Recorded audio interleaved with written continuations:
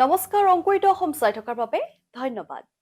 বহাগৰ পৰা জুনৰ মাহৰ সময়ছোৱাত অসমত গছপুলি ৰোপণ কৰাৰ উপযুক্ত সময়। বৰ বেছি যত্ন নকৰাকৈ কম দিনতে লহপহকৈ বাঢ়ি আহিব। কাৰণ এই সময়ছোৱাত পানীৰ অভাৱ নহয়। বাকী সময়ছোৱাত খৰাং অৱস্থাই বিৰাজ কৰি থাকে। গতিকে যিসকল কৃষকে ফল-মূল বা কাঠৰ বাবে গছৰ পুলি ৰোপণ কৰিম বুলি ভাবিছে, তেতিয়াহ'লে সাজু হোৱাৰ সময় আহি গ'ল। আজিৰ ভিডিঅ'টোত কোনবোৰ গছ বা ফল-মূলৰ এপ্ৰিল-জুনৰ সময়ছোৱাত ৰোপণ কৰিলে লাভান্বিত হ'ব পাৰিব, সেই বিষয়ে কিছু কথা আলোচনা কৰিব পাৰিম। মেঘনী গছ। বৰ্তমান সময়ত অসমৰ কৃষকে কাঠৰ বাবে ৰোপণ কৰিবলৈ লোৱা এবিধ গছ হৈছে মেঘনী গছ। খুব কম সময়তে ডাঙৰ হয় এই গছবোৰ। মূল্যৱান কাঠ, দামো আছে এই কাঠবিধৰ।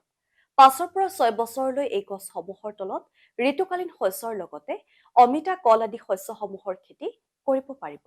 আম। এই সময়ছোৱাত ফলৰ বাবে আমাৰ কৃষকসকলে আমৰ পুলি ৰোপণ কৰিব পাৰে। সম্প্ৰতি আমাৰ অসমত দেখা গৈছে অম্ৰপালি নামৰ এবিধ গ্ৰাফ্টিং প্ৰজাতিৰ আম খেতি কৰিবলৈ লৈছে আৰু এই আমৰ এখন ভাল বজাৰ পাবলৈ সক্ষম হৈছে। অভিজ্ঞ ব্যক্তিৰ পৰা এই আমটোৰ কৃষি পদ্ধতি আয়ত্ত কৰি খেতি কৰিবলৈ ল'লে আমাৰ কৃষকসকলে লাভান্বিত হ'ব। 2 বছৰ মানৰ পৰা গছত ফল লাগে, খুব চাপৰতে লাগে আৰু বহু পৰিমাণে লাগে। গতিকে আমাৰ এই কৃষকসকলে এই সময়ছোৱাতে এই আমৰ জাতটো পুলি ৰোপণ কৰিব পাৰে।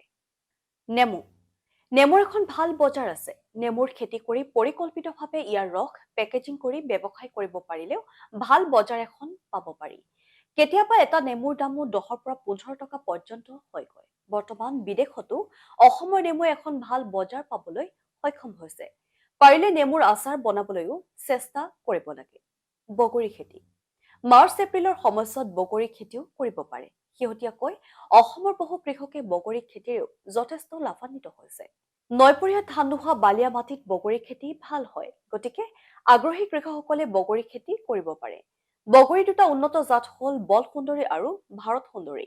এইবোৰৰ উপৰিও অসমৰ থলুৱা ফল-মূলসমূহ গছৰ পুলি, সৌন্দৰ্য বৰ্ধনৰ গছ-গছনি ৰোপণ আৰু অসমৰ থলুৱা মূল্যৱান গছসমূহৰ পুলি ৰোপণ কৰি পৃথিৱীখনক সেউজীয়া কৰি তুলিব পাৰি।